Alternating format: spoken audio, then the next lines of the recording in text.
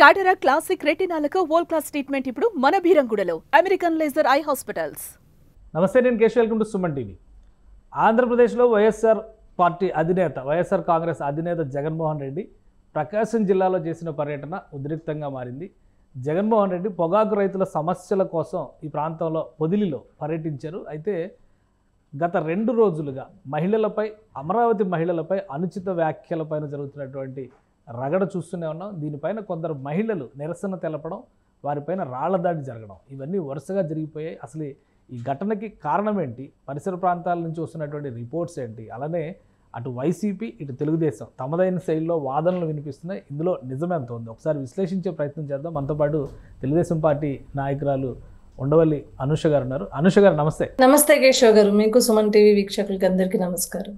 అనుష గారు, అసలు ఏం జరిగింది? ఈ ఇన్సిడెంట్కి సంబంధించి 2 వర్షన్స్ వస్తున్నాయి. ఒకటి, ఉద్దేశపూరితంగా జగన్మోహన్ రెడ్డి విపక్ష నేత, ఆయన పర్యటన అడ్డుకునేటువంటి కుట్ర చేశారు కాబట్టి కొంతమంది కార్యకర్తలు స్పందించి ఉండొచ్చు.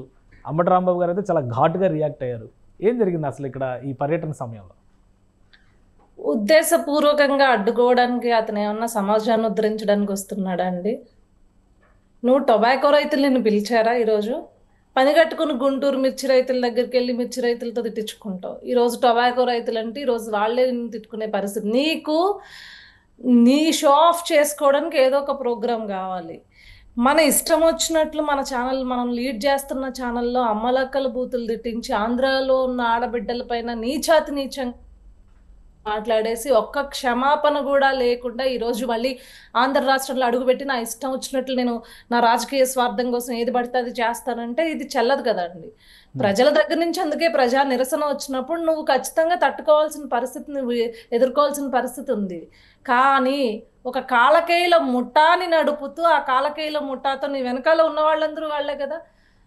వాళ్ళేదో వాళ్ళు నిరసన వ్యక్తం చేస్తూ నువ్వు చేసింది తప్పు, నీ భార్య నడుపుతున్న ఛానల్లో ఎలాంటి వ్యాఖ్యలు తప్పు, దానికి మీరు సమర్థించుకోవద్దు, దయచేసి క్షమాపణ చెప్పించండి. మీ భార్యతో కావచ్చు, ఎవడైతే వాగాడో వాడితో కావచ్చు, వాళ్ళకి శిక్ష విధించేలాగా ప్రయత్నించాలి తప్పించి వాళ్ళని వెనకేసుకురావద్దు అని చెప్పి వాళ్ళు నిరసన తెలియజేస్తే ప్రశాంతంగా నువ్వు వాళ్ళపైన రాళ్లు విసిరించిన నీ సైకో ఆనందం చూస్తే నీ మనస్తత్వం ఎట్లాంటిదో అర్థమవుతుంది జగన్మోహన్ రెడ్డి. కానీ ఒకటి అంటే, రోజా కానీ వీళ్ళు అంబటి రాంబాబు కానీ వీళ్ళు చేస్తున్న కామెంట్స్ ఏంటంటే, సాక్షి ఛానల్ డిబేట్లో అసలు ఏమీ లేదు, ఉద్దేశపూరితంగా తెలుగుదేశం పార్టీ నాయకులు, కూటమి నాయకులు దీన్ని ఒక సమస్యగా తీసుకొచ్చి వాళ్ళు ఒక్కసారి అంటే వీళ్ళు 100 సార్లు అంటున్నారు అని విమర్శిస్తున్నారు. ఏం చెప్తారు మీరు? సార్, సాక్షి ఛానల్లో ఏమీ లేదే అనుకుందాము. నేను అంటాను సార్, ఇప్పుడు ఇదే మీ సుమన్ టీవీ ద్వారా నేను కూడా ఒకటి అంటాను. ఏదైతే అసలు టైమ్స్ ఆఫ్ ఇండియా అనే దాన్ని పట్టుకుని వచ్చి, ఆ ఆర్టికల్ని పట్టుకొచ్చి ఉద్దేశపూర్వకంగా ఒకవేళ ఆ ప్రాంతం లేకపోయినా, హాట్స్పాట్స్లో టైమ్స్ ఆఫ్ ఇండియా ఇచ్చిన ఆ ప్రాంతంలో లేకపోయినా ఆ ప్రాంతానికి అంటగట్టారు కదా. మరి గత 5 ఏళ్లలో అదే ప్రాంతంలో భారతిరెడ్డి గారు నివసించారు. మరి నేనంటే ఆ మాట చెల్లిపోద్దా ఇప్పుడు మీ ఛానల్లో? మర్యాద కాదు కదా అది, ఒక్కసారన్నా మర్యాద కాదు కదా. అంటే ఎంత అహంకారం ఉంటే ఉద్దేశపూర్వకంగా, మళ్ళీ చెప్తున్నానండి, అసలు ఉద్దేశం లేకుండా మాట్లాడే మాటలు వేరుంటాయి. ఉద్దేశపూర్వకంగా వాంటెడ్గా రుద్దుదామని చూస్తే సార్, ఇదే రిపోర్ట్ టైమ్స్ ఆఫ్ ఇండియా 2022 నుంచి ఇస్తుంది సార్. సౌత్ ఇండియాలో ఏవేవైతే హైయెస్ట్ ఉన్నాయో అట్లాంటివి 2022 నుంచి 2021 నుంచి ఇస్తున్నాయి. మరి అప్పట్లేని చర్చ ఈరోజు ఎందుకు వచ్చింది అంటే, అమరావతి ప్రాంతానికి ఒక ఉద్దేశాలు, చెడు ఉద్దేశాలు అంటగడుతూ ఆ ప్రాంతాన్ని డిగ్రేడ్ చేయాలనేది మీది ఒక ఆర్గనైజ్డ్ క్రైమ్. అది ఆర్గనైజ్డ్ గానే చేద్దాం అనుకున్నారు. కానీ కథ అడ్డం తిరిగేసరికి ఇప్పుడు నాలుక ఖర్చుకుని ఏం చేయాలో తెలియక ఎవరు రమ్మన్నారు సార్? టొబాకో రైతులు మీకు ఇక్కడ ధర్నాలు చేశారు. కూటమి ప్రభుత్వం ఆదుకోలేదు టొబాకో రైతుల్ని. వాళ్ళ క్వింటాల్కి 36,000 కొంటే ఈ రోజు మీరు కొనే పరిస్థితి లేదు, చాలా ఇబ్బంది పడుతున్నారు అని చెప్పని వచ్చాను అని చెప్తున్నారు జగన్మోహన్ రెడ్డి. కేశవ్ గారు, మీరు మర్చిపోయినట్టున్నారు, ఆయన లెక్క కేజీకి 36,000 అంటుంటే మీరు క్వింటాకి 36,000 అంటారేంటండి? అంటే తడబడి ఉంటారులేండి. ఆయన పక్కన సుబ్బారెడ్డి గారు అందించారు కదా, వైవి సుబ్బారెడ్డి గారు అందించారు కదా క్వింటాకి అని. తడబడమే జగన్మోహన్ రెడ్డి నైజం. నేను అదే కదా చెప్తున్నాను. ఎవరు రాలేదు సార్, ఎవరు పిలవట్లా, పొగాకు రైతులు పిలవట్లా, లేకపోతే మిర్చి రైతులు ఆ రోజు పిలవలా. వెళ్ళి ఆ టొబాకో దగ్గరికి వెళ్ళి ఆ బ్యారన్లు దొక్కేసి మొత్తం దాన్ని పంట నాశనం చేసి కాలకైల ముఠాతోటి, లేకపోతే సార్ జగన్మోహన్ రెడ్డికి నెలకొకసారి ఒక హీరోయిక్ ఎలివేషన్ వేసుకోవడానికి, ఆ నెలంతా వీడియోలు తిప్పుకోవడానికి కంటెంట్ కావాలి బేసిక్గా. లేదు అంటే నువ్వన్నట్లే ఈ దుర్మార్గులు ఎక్కువైపోయి, నీ ప్రభుత్వం వచ్చిన తర్వాత గంజా మత్తులో దుర్మార్గులు ఎక్కువైపోయి దుర్మార్గాలు జరుగుతున్నప్పుడు కూటమి ప్రభుత్వం 24 గంటల్లో ఆ ప్రబుద్ధుల్ని పట్టుకుంటున్నా, ఏనాడైనా అక్కడ బలైన చిన్నారులు కానీ ఆడబిడ్డలు కానీ ఉన్నారు కదా, వాళ్ళు నువ్వే చెప్పావు కదా ఒక లెక్క, క్రైమ్ చాలా మట్టుకి కంట్రోల్ చేయడానికి కూటమి ప్రభుత్వం చూస్తుందండి. మరి ఆ బిడ్డల్ని ఏ రోజన్నా పరామర్శించడానికో, లేకపోతే ఆ బిడ్డల్ని ఆ బిడ్డల తల్లిదండ్రులకు ధైర్యం చెప్పడానికి వెళ్ళావా? వెళ్ళలేదు. నీ సదుద్దేశం కాదు, నువ్వు కేవలం ఇలాంటివి పనిగట్టుకు అంటే నీ పొలిటికల్ స్టంట్ చూపించడానికి, నీకు పొలిటికల్గా నా వెనకాల ఇంకో నేను డబ్బులు ఇస్తే వచ్చే మంది ఇంత ఉంటుంది కాబట్టి వాళ్ళందరూ జనాన్ని చూపించుకోవడానికి వాళ్ళు సీఎం అని అంటే ఒక సందర్భం ఉండదు, లేకపోతే ఒక ఏది ఉండదు, సందర్భానుసారంగా ఏది మాట్లాడరండి. సందర్భం లేకుండా సీఎం అని అరుస్తూ ఉంటారు. అదేమన్నా వైసీపీ పార్టీ మీటింగా? మరి నువ్వు అక్కడ సీఎం అని అర్పించుకుంటావేంటి? మీరు గతంలో చూసుకుంటే తిరుపతిలో మనం ఇదే తొక్కిస్లాట్లో ఎవరైతే గాయపడ్డారో వాళ్ళని పరామర్శించడానికి వెళ్ళినప్పుడు కూడా అక్కడ కూడా సందర్భం లేకుండా సీఎం అని అర్పించుకున్నాడు. ఎందుకు అర్పించుకున్నాడు? అక్కడ మనం డైరెక్ట్గా చూస్తే భారతిరెడ్డి నవ్వుతుంది కూడా, వాళ్ళు అరుస్తుంటే నవ్వుతుంది. అంటే మనం అయ్యో ఇక్కడ గాయపడిన వాళ్ళ దగ్గరికి వచ్చాము, లేకపోతే కొంతమంది జీవితాలు కోల్పోయి ఉన్నారు, ఇక్కడ వాళ్ళని పలకరించడానికి వచ్చాము, ఇది సందర్భం కాదు అని వారించే పరిస్థితి ఏమన్నా ఉందా? జస్ట్ ఫర్ పొలిటికల్ స్టంట్, అంతకు మించి ఇంకొకటి ఏం లేదు. ఇప్పుడు యాక్షన్ ఏముంటుంది దీని మీద? ఇప్పుడు 2 అంశాలు ఉన్నాయి. ఒకటి ఆల్రెడీ కొమ్మినేని శ్రీనివాసరావుని అరెస్ట్ చేశారు కాబట్టి ఆ కేసు అది నడుస్తుంది. మళ్ళీ ఈరోజు రాళ్లదాడి జరిగింది, దీనిపైన యాక్షన్ ఏమైనా ఉంటుందా, లేదా ఆ ఘటనని అక్కడ ఉన్నటువంటి చిల్లరమల్లర ఇన్సిడెంట్ కిందే తీసేసే అవకాశం ఉంటుందా? అట్లే ఉండదండి. అంటే జగన్మోహన్ రెడ్డి ఏమనుకుంటున్నాడంటే నేను నడిపిన పందాలోనే కూటమి ప్రభుత్వం నడుస్తుందేమో అని ఒకవేళ భ్రమలో ఉన్నాడేమో. అట్లా కుదరదు.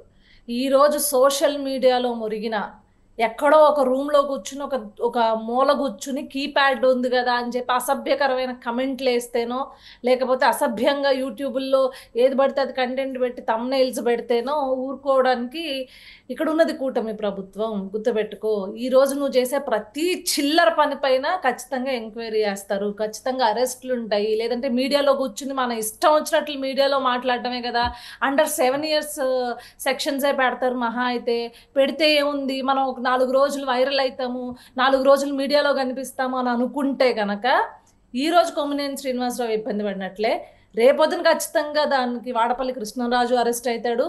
దాని తర్వాత దాన్ని పునికి పుచ్చుకుని, అంటే ఇప్పుడు ఏంటంటే దాన్ని ఏదో ఇప్పుడు డ్యామేజ్ కంట్రోల్ చేయడానికి వచ్చి ఇష్టం వచ్చినట్లు కారుకూతలు కూసిన సజ్జల రామకృష్ణారెడ్డి కూడా ఖచ్చితంగా అనుభవిస్తాడు. ఎందుకంటే సంకర జాతి అని చెప్పేసి ఏకంగా అన్నాడు. మరి ఏ రకమైన సంకర జాతి ఇక్కడ ఆంధ్రాలో ఉంటుంది అనుకుంటున్నాడో నాకు అర్థం కాలేదు. కానీ సంకర జాతి వెళ్ళిపోయిందండి. 2024లో సంకర జాతి మొత్తం అందరికీ వీడ్కోలు పంపించి 11కి అక్కడ కూర్చోబెట్టింది. ఇలాంటి మళ్ళీ నియంతృత్వ పోకడలతో పోయి నాకు డబ్బుంది, బలం ఉంది, బలగం ఉంది, నేను ఏదన్నా చేస్తానని విర్రవీగితే వీళ్ళందరినీ, ఈ జాతి అందరిని అన్నాడు కదా సజ్జల రామకృష్ణారెడ్డి సంకర జాతి అని చెప్పి, ఈ సంకర జాతిని ఖచ్చితంగా మట్టుపెట్టేది ఆంధ్ర రాష్ట్ర ప్రజలే. మళ్ళీ అంటే సజ్జల రామకృష్ణారెడ్డి గారి మీద కూడా కేసు పెడతారా? ఇప్పుడు మొదలైందా యాక్షన్? కంప్లైంట్ ఇచ్చారు, రఘురామకృష్ణరాజు గారు కంప్లైంట్ ఇచ్చారు కదా ఆల్రెడీ అయ్యింది. డెఫినెట్ గా సజ్జల రామకృష్ణారెడ్డి ఆన్సర్ చేసుకోవాల్సింది. ఇవన్నీ కక్ష సాధింపు కిందకే వస్తాయి. రెడ్ బుక్ రాజ్యాంగం నడుస్తుంది ఆంధ్రప్రదేశ్లో, ఉద్దేశపూరితంగానే వేధింపులకు గురి చేస్తున్నారు, ప్రజాస్వామ్యం లేదు, అక్కడ నియంతృత్వం వచ్చేసింది. ఈ విమర్శలన్నీ వస్తున్నాయి కదా. ఇది 1 yearలో, ఏడాదిలోపు, కరెక్ట్గా 1 year ఈ రోజుకి ప్రమాణ స్వీకారాలు చేసి, సో ఏడాదిలోపు ఇవన్నీ మూట కట్టుకోవడం అనేది ప్రభుత్వానికి వ్యతిరేకత, ఇబ్బంది పడేటువంటి అంశాలు కావా? సార్ ఒకటే సార్ స్ట్రైట్గా చెప్తాను, లిక్కర్ స్కామ్ ప్రభుత్వం చేయమందా సార్? కూటమి ప్రభుత్వం చేయమందా? చంద్రబాబు నాయుడు గారు చేయమన్నారా? లేకపోతే పవన్ కళ్యాణ్ గారు చేయమన్నారా లిక్కర్ స్కాము? లేదంటే వీళ్ళని బూతులు కానీ, లేకపోతే ఇట్లా సాక్షి మీడియాలో కూర్చుని ఆంధ్ర రాష్ట్రంలో ఆడబిడ్డల పైన కానీ, అమరావతిలో ఆడబిడ్డల పైన కానీ చంద్రబాబు నాయుడు గారు మాట్లాడమన్నారా? కూటమి ప్రభుత్వం మాట్లాడమన్నా? బోర్గడ్ లాంటి వాళ్ళని చంద్రబాబు నాయుడు గారు మాట్లాడమన్నారా, పవన్ కళ్యాణ్ గారు మాట్లాడమన్నారా?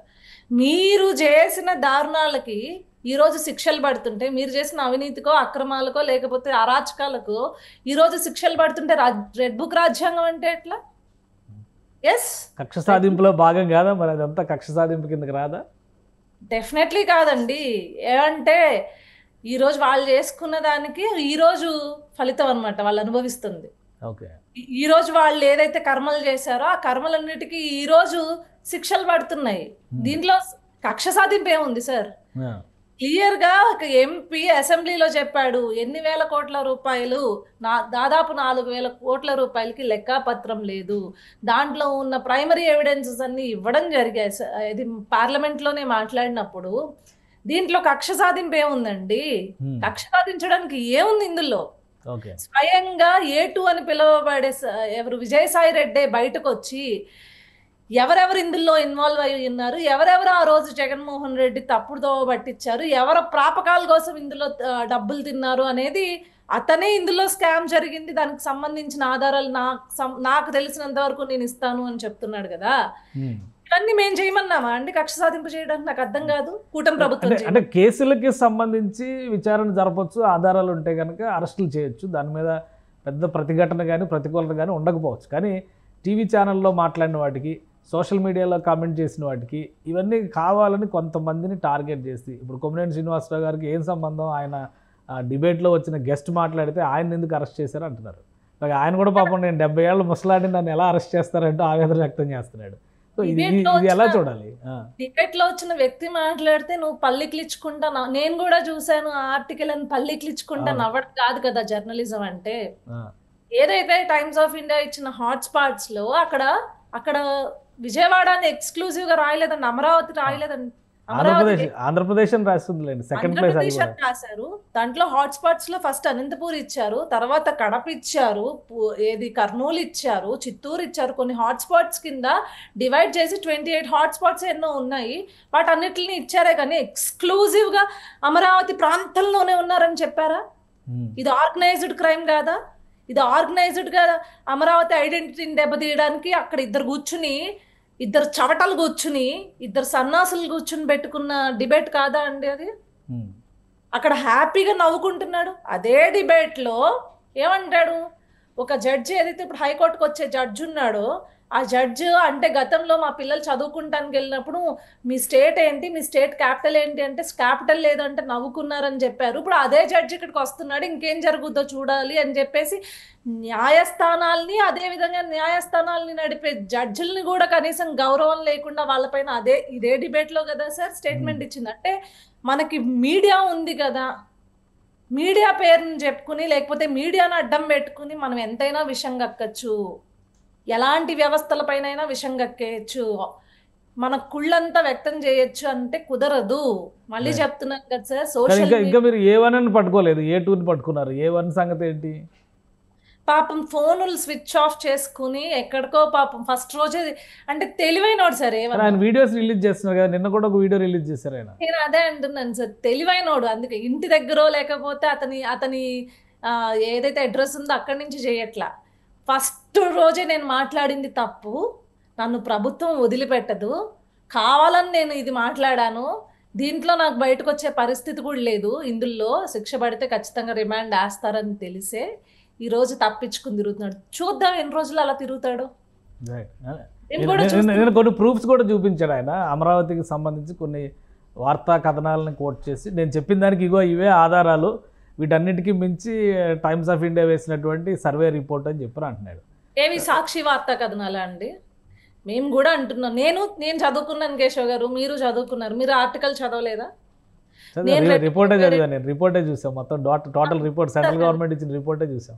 సెంట్రల్ గవర్నమెంట్ ఇప్పుడు నేను 2022 నుంచి రిపోర్ట్లు తీసుకొస్తా, సెంట్రల్ గవర్నమెంట్ ఇచ్చిన రిపోర్టే తీసుకొస్తా 2022 నుంచి. మరి 2022లో ఉన్న గవర్నమెంట్ మీదే కదా. ఏ రోజన్నా నీ చెత్త ఛానల్ ఇలాంటి చర్చా వేదిక పెట్టావా నువ్వు? ఏ రోజన్నా పెట్టాడా సార్? అంటే ఇప్పుడే ఎందుకు? ఆంధ్ర రాష్ట్రంలో ఉంది అంటే ఉంది అని చెప్పండి. ఎస్, కర్ణాటకలో ఉంది, ఆంధ్రప్రదేశ్లో ఉంది, దానికి కూడా నేను జగన్నే బాధ్యత చేస్తా. ఎందుకు బాధ్యుడిని చేస్తా? అక్క చెల్లెమ్మలకి నేను చేసినంత సంక్షేమం ఇంకెక్కడా చేయలేదన్నాడు కదా జగన్మోహన్ రెడ్డి. అయినా సరే ఇంట్లో కూర్చొని మీ ఇంటికి నేను డబ్బులు ఇస్తా, అమ్మఒడి ఇచ్చా, ఆసరా ఇచ్చా, మీకు నెలకు 1,00,000 రూపాయలు నేను ఇస్తున్నా ఫ్రీగా అన్నాడు కదా, సంవత్సరానికి 1,00,000 రూపాయలు ఇచ్చేస్తున్నాను, దాంతోనే తినండి అన్నాడు కదా. మరి ఈ రోజు ఆంధ్ర రాష్ట్రంలో ఆడబిడ్డలకి ఈ గత ఎందుకు పట్టింది సార్? కొంతమంది ఆడబిడ్డలకి ఈ గత ఎందుకు పట్టింది? నువ్వు అంత సంక్షేమం చేసుంటే అది కూడా నీ తప్పే. ఎస్, ఇప్పటికీ దీనికి బాధ్యతగా ప్రభుత్వం తీసుకుంది. కొన్ని ఎన్జిఓస్ని స్వయంగా పిలుస్తుంది, ఎన్జిఓస్ని స్వచ్ఛందంగా రమ్మని పిలిచింది, వర్క్ చేయమని చెప్తుంది, వాళ్ళకి కౌన్సిలింగ్స్ ఇమ్మంటోంది. ఇన్ ఫ్యూచర్ వాళ్ళకి రావాల్సిన ఏదైనా ఇష్యూస్లో ఏమైనా హెల్త్ పరంగా ఆరోగ్యపరంగా కూడా అయితే జాగ్రత్తలు తీసుకోమని ఎన్జిఓస్కి స్వచ్ఛందంగా పిలుపునిచ్చి ప్రభుత్వం పనిచేయమని చెప్తుంది. ప్రభుత్వం కూడా వాటితో కలిసి పనిచేస్తుంది. ఈరోజు ఆ రిపోర్ట్ని మేము తప్పు అనట్లా, రిపోర్ట్ని ఏమీ దాచిపెట్టట్లా, ఖచ్చితంగా ఉంది. దానికి ప్రభుత్వాలు, ప్రజా సంఘాలు ఏవైతే ఉన్నాయో, ఇలాంటి స్వచ్ఛంద ఎన్జిఓస్ ఏవైతే ఉన్నాయో అవన్నీ కలిసి అది చర్చ అంటే. ఇప్పుడు మన ఇద్దరం పెట్టింది చర్చ సార్. కానీ కుళ్ళుతోటి ఒక రాజధానినే వేసి రాజధాని అంటే అది 100 ఏళ్ల తర్వాత అయినా ఆంధ్ర రాష్ట్రానికి రాజధాని సార్. అమరావతి అనేది 1000 ఏళ్ల తర్వాత అయినా రాజధాని అది ఆంధ్ర రాష్ట్రానికి. ఢిల్లీ ఇప్పుడు ఎలా ఇండియాకి రాజధానో, ఇప్పుడు మీరు నేను అక్కడ ఉండకపోవచ్చు, కానీ అది మన దేశ రాజధాని సార్, మనం గర్వంగానే చెప్పుకుంటాం.